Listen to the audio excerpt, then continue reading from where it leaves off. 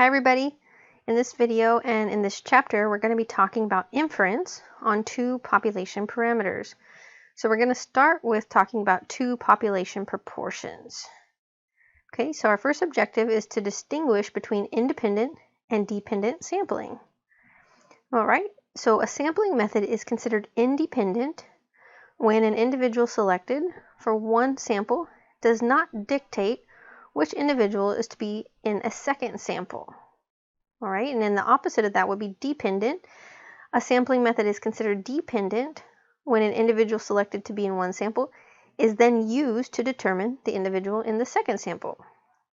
Dependent samples are often referred to as matched pairs samples. It's possible for an individual to be matched against him or herself. All right, so here's our first example for distinguishing between independent and dependent sampling. Decide whether the sampling method is independent or dependent, then determine whether the response variable is qualitative or quantitative. So quick reminder, qualitative, think of a quality or characteristic. Quantitative, think of counting. So letter A, Juliet Junior College decided to implement a course redesign of its developmental math programs. Students either enrolled in a traditional lecture format course or a lab-based format, in which lectures and homeworks are done using video in the course management system, MyMathLab. There were 1,200 students enrolled in the traditional lecture format, and then 300 were in the lab-based format. Once the course ended, the researchers determined whether the student passed the course, so that means they got an A, B, or C, or if they didn't pass. The goal of the study was to determine whether the proportion of students who passed the lab-based format exceeded those that passed the lecture format. All right, so in this case, the sampling method is independent, and that's because the individuals in the lecture format were not related and it didn't affect the individuals in the lab-based format as far as the selection goes. The response variable is whether the student passed or not, and because there's two outcomes, pass or don't pass, the researchers can compare the proportion of students passing the lecture course to those passing the lab-based course. So our response variable here is qualitative. Let's try another one. Letter B, are products purchased on Amazon less expensive than those purchased online at Walmart? To answer this question, researchers randomly identified 20 products sold at both stores and determined the selling price at Amazon and the online price for the Walmart store to determine if there was a significant difference in the price of the goods. So the sampling method is dependent because once a product is selected at Amazon, then the same product is selected online at Walmart. So what we selected to be used in one sample is has determined what's selected in the second sample. The response variable is price, which is quantitative. Next, let's talk about testing hypotheses regarding two population proportions from independent samples. Okay, so talking about sampling distribution, we are going to be interested in the difference between two proportions for our independent samples. So suppose that our simple random sample of size n sub 1 is taken from a population where x sub 1 of the individuals have a specified characteristic, and then a simple random sample of size n sub 2 is independently taken from a different population where x sub 2 of the individuals have a specified characteristic. So we're just using the subscript of 1 for our first random sample, and then the subscript 2 for our second random sample. And so our sampling distribution of p1 hat minus p2 hat is approximately normal. And so the mean of our sampling distribution is denoted mu sub p1 hat minus p2 hat, and it just equals our p1 value minus our p2 value. So our proportion from population 1 and minus the proportion of population 2, and the standard deviation is going to be sigma sub p1 hat minus p2 hat, and here's our calculation. Notice it's very similar to our just individual sample standard deviation, but because there's two samples, we actually just do the sum of these two terms and then take the square root of that. And then this is all provided that our sample size times the proportion p1 hat times its complement is greater than or equal to 10. Same thing for the second sample. And also given that each sample is no more than 5% of the population, just in verifying that it is in fact independent. Okay, so then we have our standardized version of our difference between our two proportions, and it's a z-value. And so to standardize this difference, z equals this calculation. Okay, and then this is an approximate standard normal distribution. And then what we want is we want a point estimate for p because we actually don't know p. So the best point estimate of p, we're going to call it the pooled estimate of p, and we will just denote it p hat, and it just equals x1 plus x2 over n1 plus n2.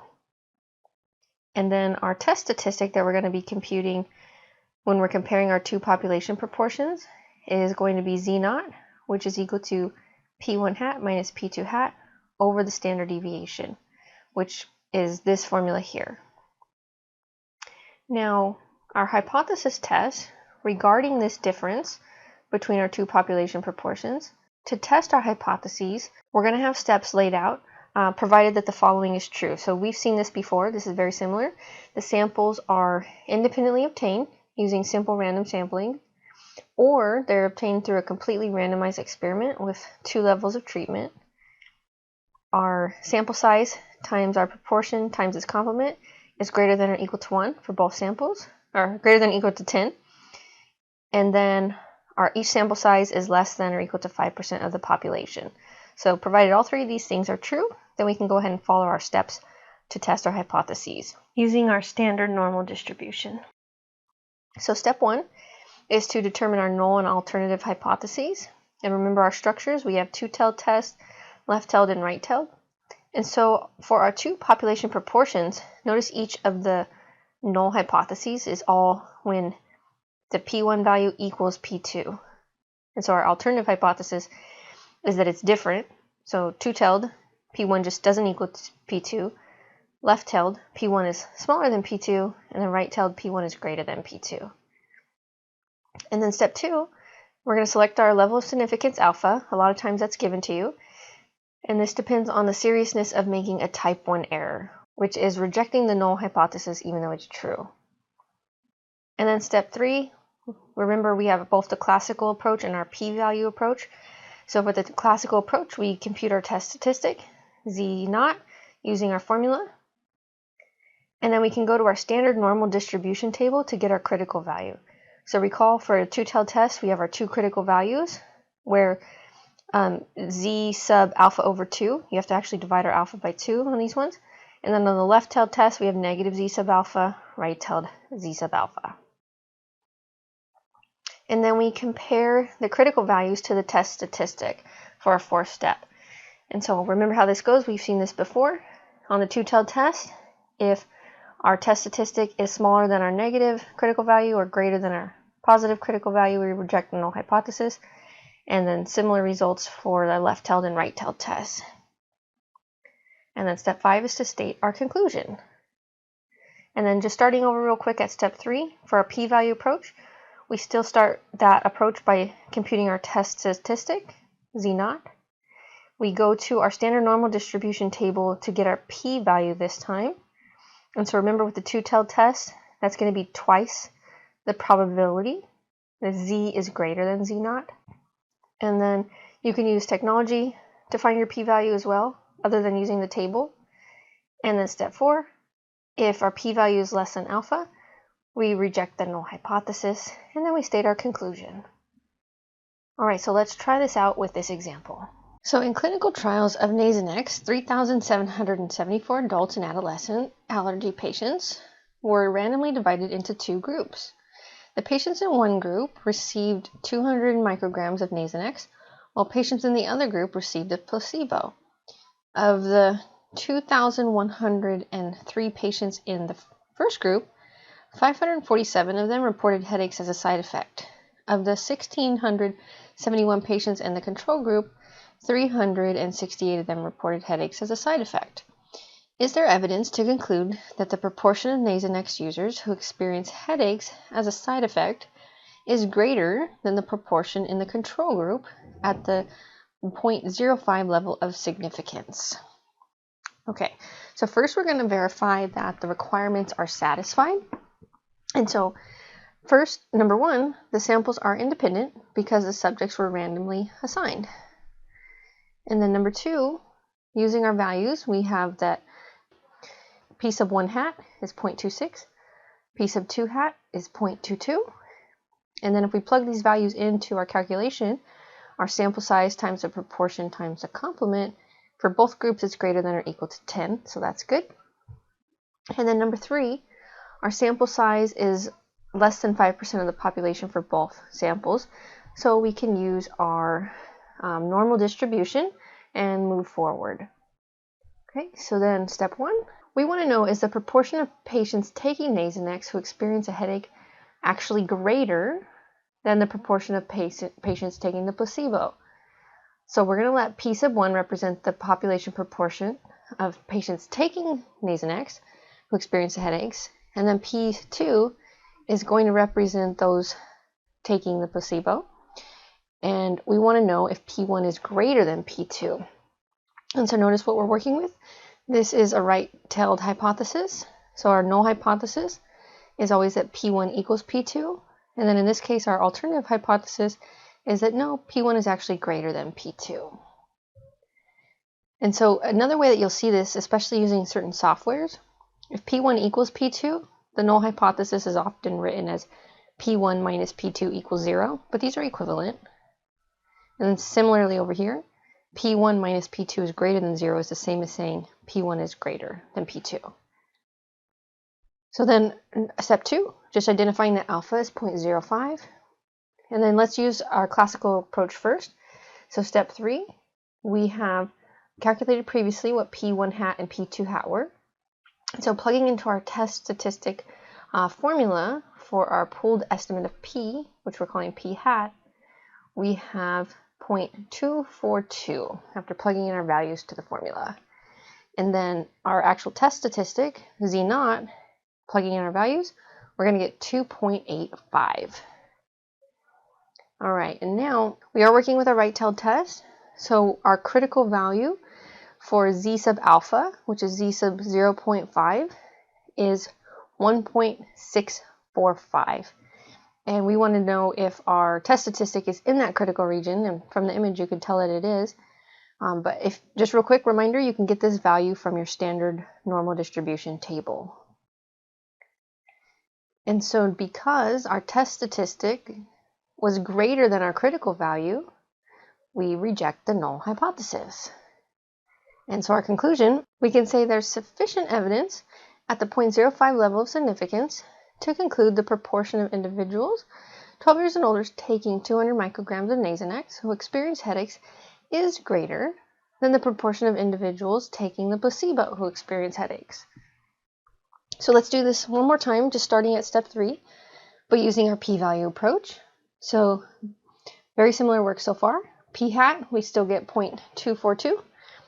Our test statistic, z naught, is 2.85. And then we want to know the p-value, which is the probability that z naught is greater than 2.85. And you can go to your standard normal distribution table or use technology to get 0.0022. So let me actually show you on this one. I'm going to use a table and StatCrunch to get this value. Okay, so our standard normal distribution table, we are looking for a z-value of 2.85. So notice this is the 0.05 column, and 2.8 is this row. So if we line those up, we get 0.9978. But remember, this gives you the area to the left of this value under your curve. And so what you want to do is just do 1 minus this number. So 1 minus point, let's see, it was 9978. And that's where we got 0.0022 from. And then real quick, let's go to StatCrunch. So I already have it here, but we go to Stat Calculators. We're going to go down to Normal, and then we have, let's use our z-value. So the mean is 0, standard deviation is 1, and we want that z is greater than 2.85. And so we get that our p-value, which is the probability of this, which is 0.00218. If we round, that's the 0.0022. Okay, and then this is what we got with StatCrunch. So based on our p-value of 0.002, that means that we expect 2 out of 1,000 repetitions of this experiment to obtain the same results. And so the observed results are unusual, and we can say because the p-value is less than our level of significance, 0.002 is less than 0.05, we reject the null hypothesis. And same conclusion as we had before using our classical approach. So next, let's talk about constructing and interpreting confidence intervals for the difference between two population proportions. So our 1 minus alpha times 100% confidence interval, so this is going to be some number like maybe 90% or 95%, for the difference between our two populations proportions. First, we have to have our following requirements be satisfied. These are the same ones that we talked about previously. Independent samples, our sample size times our proportion times its complement has to be greater than or equal to 10, and our sample sizes have to be no more than 5% of the population. Okay, so all of those being true, we can say that a confidence interval for P1 minus P2 is given by the following: a lower bound, and this is our calculation for the lower bound, and then our upper bound calculation is here. And so we plug in all of our values into our formula, and just notice the difference in the two formulas. For the lower bound, we just have this minus, this is critical value times our standard deviation, and for the upper bound, it's plus that critical value times the standard deviation. Okay, so we have an example here where the Gallup organization surveyed 1,100 adults in 2002 and conducted an independent survey of 1,224 adults on a different time period in 2018.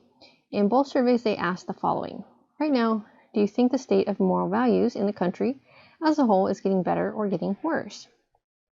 And so in 2018, 784 of the 1,024 surveyed responded that the moral values is getting worse.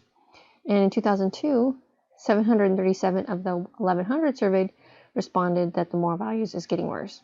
So we want to construct and interpret a 90% confidence interval for the difference between the two population proportions. Okay, so first we have to verify that our requirements are true for constructing our confidence interval for the difference between our two population proportions. So first, the random sample was independently obtained, and for, we'll call it the first sample, sample 1, we have our n value, x value, and so p1 hat is 0.766. For our second sample, n is here, x is here, and so p2 hat is 0.67. And plugging those into our formula for n times the proportion times the complement, both of them are greater than or equal to 10. And then last, what we sampled is less than 5% of the population, so we have satisfied our requirements. And then let's go ahead and go to our formula for lower and upper bound, and obtain this confidence interval by hand. And so for our lower bound formula, we're just plugging in all of our values. So remember our confidence interval right here, just so you know this value, we were told 90% confidence interval. So in that case, alpha is 0.05, and that's because remember the confidence level is 1 minus alpha times 100%. So 90% means 1 minus 0.10, and that's going to be alpha, the 0.10, so that divided by 2 is 0.05.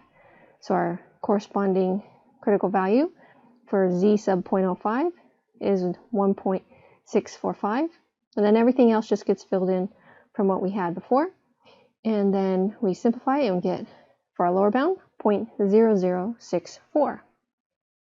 Very similar calculation, but just with a plus sign for our upper bound, and we get the upper bound is 0.128. And then here's what we would get on the TI-84 graphing calculator. And so notice the lower bound is 0.6372, the upper bound is 0.12753. And let me just go ahead and show you real quick how to do this on that calculator. Okay, so we're going to go to Stat, And we're going to go to the right to tests. And what we want is actually letter B. So I'm going to go down, down, down. Let's see, a little bit more. And B right here, proportion for Z. And we're going to hit enter. And let's enter our values. So x1 is 784. N1 was 1024. X2 is 737. N2 was 1100. And we wanted a 90% confidence interval. So let's change this to 0.9 and go down to calculate. And there we have it. There's our confidence interval. And also calculated our P1 hat and P2 hat values as well. All right, so we have our upper and lower bounds there. And so let's interpret this. We are 90% confident that the difference between the proportion of adult Americans who believed that the state of moral values in the country as a whole was getting worse from 2002 to 2018 is between 0.064 and 0.128. So let's put this in a different way. We could say that we're 90% confident that the percentage of adult Americans who believe the state of the moral values in the country is getting worse increased between 6.4% and 12.8%.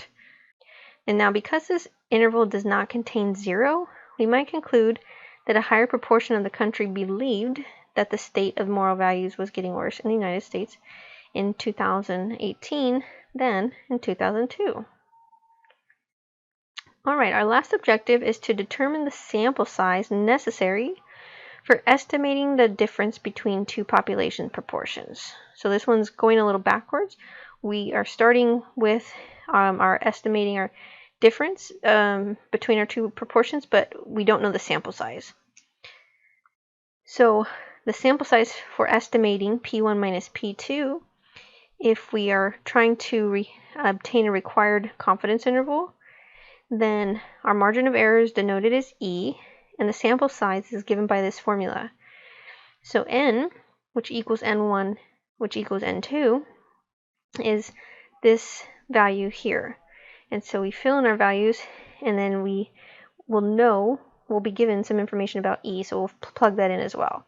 And so we round up to the next integer, and we use this formula if we have prior estimates for P1, P2, P1, 2 hat available. So if they're unavailable, P1 and P2, then what we can use is this default value right here, 0.5. So N equals 0.5 times our critical value over our margin of error squared. All right, and then the margin of error should always be expressed as a decimal when using our formulas. So let's work this out. A nutritionist wants to estimate the difference between the proportion of males and females who consume the USDA's recommended daily intake of calcium. What sample size should be obtained if she wishes to estimate her estimate to be within 3 percentage points with a 95% confidence, assuming that A, she uses the results of the USDA's 1994 to 1996 survey, which, according to that survey, 51.1% of males and 75.2% of females consume the recommended daily intake of calcium. Okay, so based on what we're given, our margin of error is 0.03, and then based on our confidence interval, alpha is 0.05, and so when we divide that, we want z sub 0.025, which our corresponding critical value is 1.96. And so we're going to let P1 hat for males be 0.511, and then P2 hat be for females, which is 0.752. Then we just plug all these values into our formula to get our sample size. So we plug in our P hat values, and then their complements, our critical value, our margin of error. Remember your rules of exponents. You divide this and then square that, and then you'll multiply it by this result in here. You're going to get 1862.6. And then we'll round up to 1,863. So the nutritionist must survey 1,863 randomly selected males and 1,863 randomly selected females. And so we'll do this one more time and then say that she doesn't use prior estimates. So previously she used results from a survey from 1994 to 1996. So now we're saying she's not going to use any previous results. And so we use the other formula where this coefficient is 0.5, and we still plug in our critical value, our margin of error, and we get 2134.2. And so if we round this up, the nutritionist would have to survey 2,135 randomly selected males and 2,135 randomly selected females. Okay, so that's our example for determining sample size. And that's it for this one. Thanks for watching.